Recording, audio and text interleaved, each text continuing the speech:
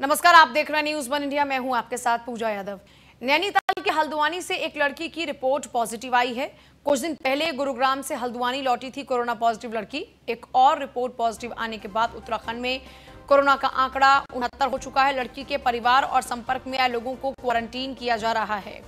उत्तराखंड में इस वक्त जो समस्या आन खड़ी हुई है वो है जो लगातार लोग वापस लौट रहे हैं, अब अपने साथ वो संकट लेकर आ रहे हैं।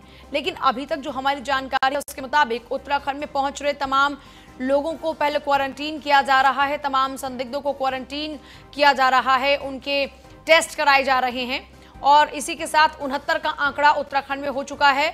हल्द्वानी पहुंची गुरुग्राम से लड़की पॉजिटिव पाई गई है और उसके संपर्क में आए लोगों को भी क्वारंटीन किया गया है। नैनीताल के हल्द्वानी से एक लड़की की रिपोर्ट पॉजिटिव आई है। फहीम तन्हा जुड़ गए हैं, रेजिडेंट एडिटर। फहीम, उत्तराखंड में आज एक लड़की की रिपोर्ट पॉजिटिव आई जो कि गुरुग्राम से हल्द्वानी पहुंची थी।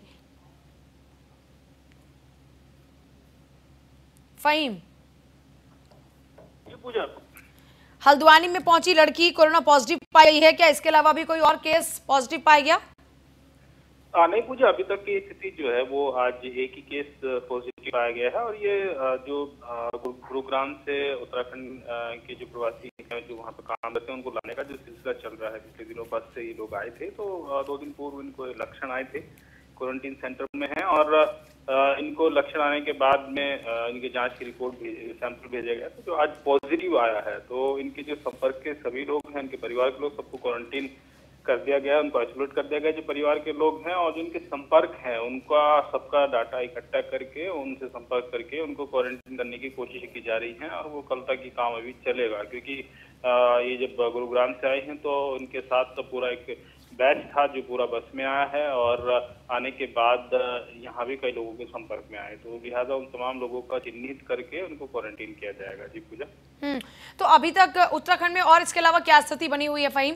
क्योंकि लगातार उत्तराखंड सरकार दावा कर रही है कि हमने तमाम इंतजाम किए हैं और प्रवासी लगातार वहां पर पहुंच रहे हैं।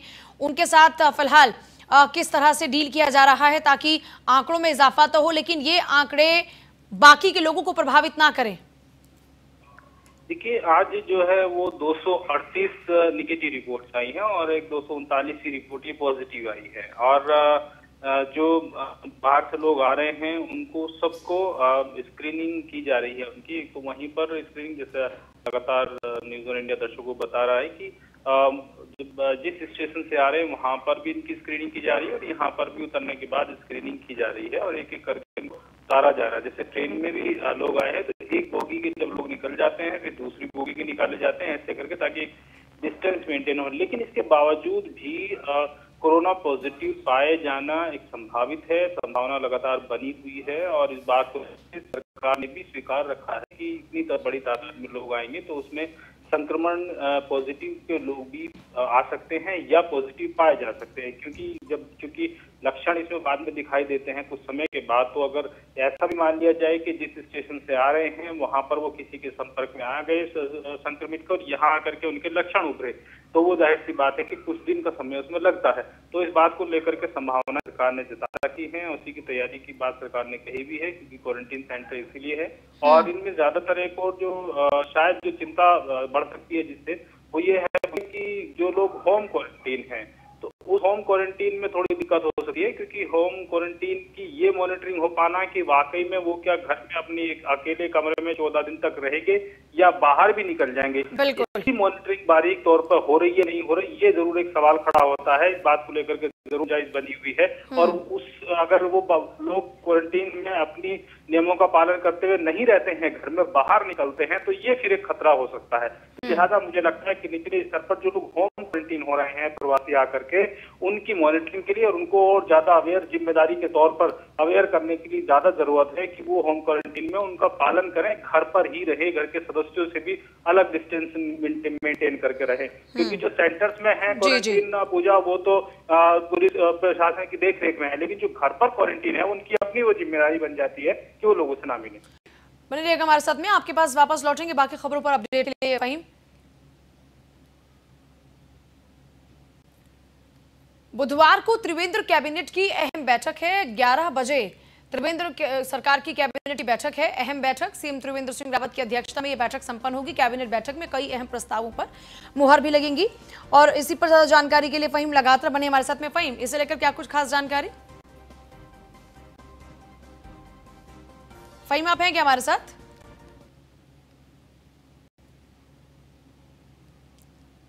फहीम, आप हैं क्या हमारे साथ? पूजा, त्रिवेंद्र, कैबिनेट की अहम बैठक है, किन किन मुद्दों को लेकर चर्चा हो सकती है? क्या कुछ खास फैसले लिए जा सकते हैं? देखिए, कैबिनेट की बैठक में तकरीबन 1 दर्जन प्रस्ताव आने की संभावना है और इन पर विभागों को कह दिया गया था मुख्य सचिव की तरफ से कि वो प्रस्ताव तैयार कर लें। अगर मोटे तौर पर अभी जो सूत्रों से जानकारी मिल रही है पूजा, उसमें जो कोरोना से कोविड-19 को लेकर के जो पूरा सिस्टम है उसको थोड़ा स्ट्रेंथन करने को लेकर के सरकार कुछ फैसले लेगी और जो प्रभावित लोग हैं उनको उनके लिए भी कुछ फैसले लिए जाने हैं और इसमें थोड़ा जो कृषि से संबंधित फैसले हैं उसके भी प्रस्ताव है। यानी कुल मिलाकर के सरकार कोरोना से जो प्रयास किए जा रहे हैं उन प्रयासों को स्ट्रेंथन करने के लिए ही कुछ फैसले इसमें ले सकती है, क्योंकि सीधे तौर पर जो कैबिनेट में आने वाले मामले हैं उनमें मुख्य तौर पर फंडिंग की भी जरूरत पड़ती है। तो ऐसे में चूंकि वो इंडिविजुअली विभागों के द्वारा फैसले नहीं लिए जा रहे हैं कोविड-19 से संबंधित किसी भी मामले में, उसको कैबिनेट में लाना पड़ता है। तो कुछ विभागों के प्रस्ताव है इससे संबंधित, कुछ स्वास्थ्य विभाग के भी प्रस्ताव हैं जिस पर कुछ बजटीय प्रावधान होने हैं। इस तरीके से तकरीबन दर्जन भर मामले हैं जो कल कैबिनेट की बैठक में आने हैं। जी चलिए, ठीक है, शुक्रिया आपका।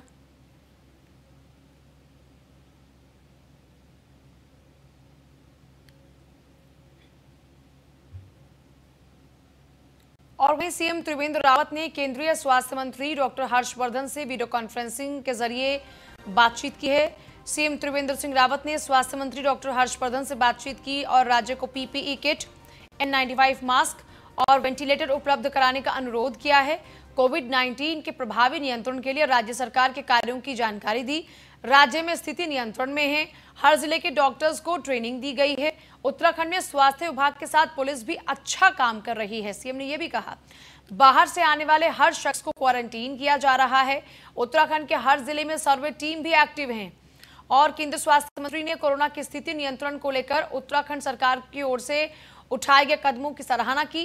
देहरादून, हरिद्वार, उधम सिंह नगर और नैनीताल में सतर्कता की जरूरत है। हर्षवर्धन ने कहा, वीडियो कॉन्फ्रेंसिंग में मंत्री धन सिंह रावत के साथ साथ स्वास्थ्य विभाग के कई अधिकारी भी मौजूद रहे।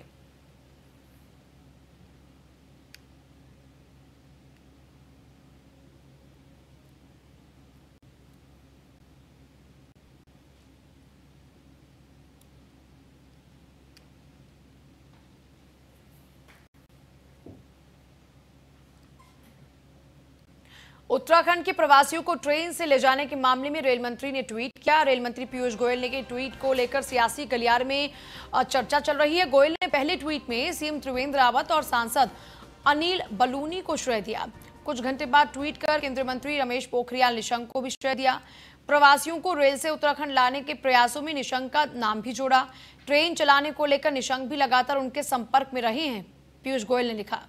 देखिए, ये ट्वीट्स हैं और इन ट्वीट्स के जरिए आप समझ सकते हैं कि आखिरकार ऐसा क्यों हुआ, इसके पीछे की क्या वजह है। क्या पहले निशंक का नाम और उनको श्रेय देना भूल गए, उसके बाद उनकी नाराजगी, और फिर क्या उसके बाद पीयूष गोयल को दोबारा से इस तरह ये ट्वीट करना पड़ा ताकि उनकी नाराजगी दूर हो सके? क्योंकि पहले ट्वीट के अंदर सीएम त्रिवेंद्र रावत को श्रेय दिया गया,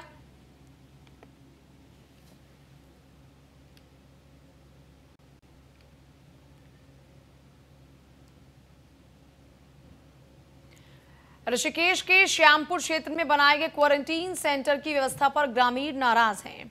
ग्रामीणों ने एसडीएम से बड़े बड़े स्कूलों के अंदर क्वारंटीन सेंटर बनाने की मांग की है। इस संबंध में ग्रामीणों ने जिला पंचायत सदस्य संजीव चौहान के नेतृत्व में मुलाकात की, ज्ञापन सौंपकर अवगत कराया कि वर्तमान समय में जो सेंटर बनाए गए हैं उसमें एक ही शौचालय है और महिलाओं के लिए अलग से कोई व्यवस्था नहीं।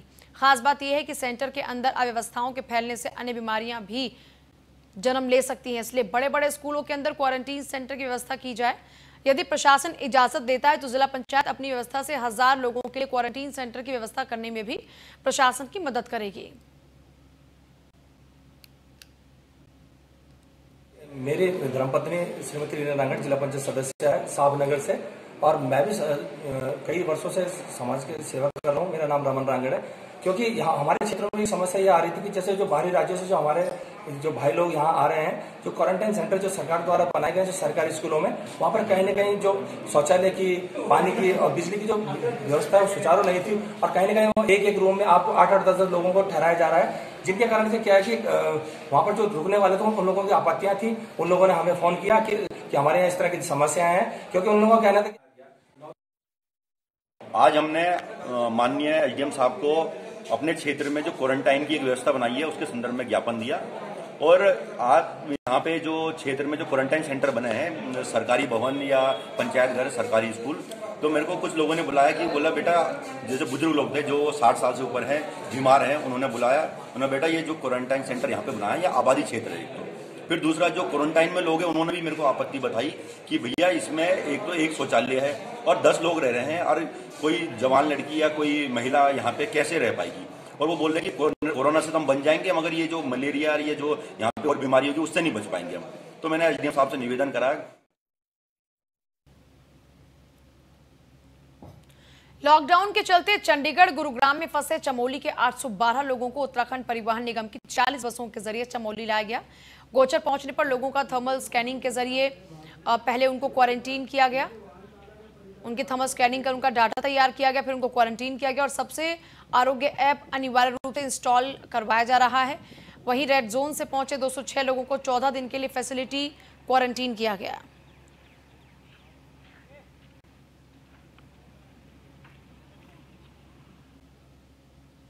देहरादून और हरिद्वार के करीब 46 बसेस के माध्यम से 812 लोग यहाँ पर पहुँचे हैं, जिसमें से कुछ लोग गुरुग्राम से और कुछ लोग हरिद्वार डिस्ट्रिक्ट से हैं।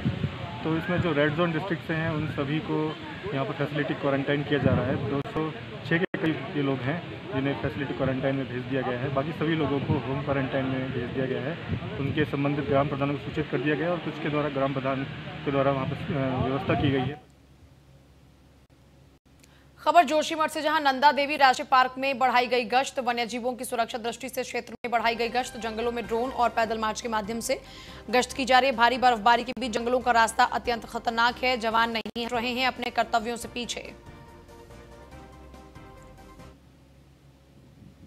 देखते हुए ज्यादातर अवैध आखिट और अवैध पातन के संबंध में हम लोगों को द्वारा गश्त ली जा रही है। क्षेत्र में हाई एल्टीट्यूड एरिया में पूरा स्टाफ हमारा जगह जगह पर टोली बना करके गश्त कर रहा है। और इसमें हमारा नंदा देवी नेशनल पार्क का मलारी क्षेत्र। काशीपुर में शराब दुकानों के स्वामी सरकार के कोविड-19 के टैक्स से परेशान होकर 15 तारीख को शराब की दुकानें बंद कर अपना विरोध प्रदर्शन जताने जा रहे हैं। शराब विक्रेताओं का कहना है कि लॉकडाउन के चलते शराब की बिक्री में बिल्कुल भी इजाफा नहीं हुआ और सरकार हमारे ऊपर अजत सूखा टैक्स बढ़ाने पर आमादा है, जिसके चलते शराब विक्रेताओं ने जिला मजिस्ट्रेट को ज्ञापन दिया है और 15 तारीख से शराब की दुकानों को बंद कर विरोध प्रदर्शन करने की सरकार को चेतावनी भी दी है। जो हमसे टैक्स लिया जा रहा है वो टैक्स हमारा एडवांस जमा होकर हम परमिट कटवाएंगे और उससे हमारी बिक्री नहीं हो पाएगी। लॉकडाउन का समय कम है, जो लॉकडाउन दिया गया है, लॉकडाउन की हमें ये नहीं पता कि लॉकडाउन कब तक खुलेगा। बाहर से कोई टूरिज्म नहीं आने वाला है, शादियाँ ब्याह नहीं होने वाले हैं, बल्कि कोई कार्य नहीं होने वाला है और जो हमारे पे राजस्व है उस राजस्व की हम भरपाई नहीं कर पाएंगे। इसलिए हमारी मांग सिर्फ इतनी है कि गवर्नमेंट जो राजस्व पूरे साल का हमसे एक उन्होंने टारगेट दिया है लॉकडाउन से पहले, वो कटौती करने की हमारी डिमांड है कि उस पर 33% की बिक्री ही आज की तारीख में बाज़ार में आ पा रही है।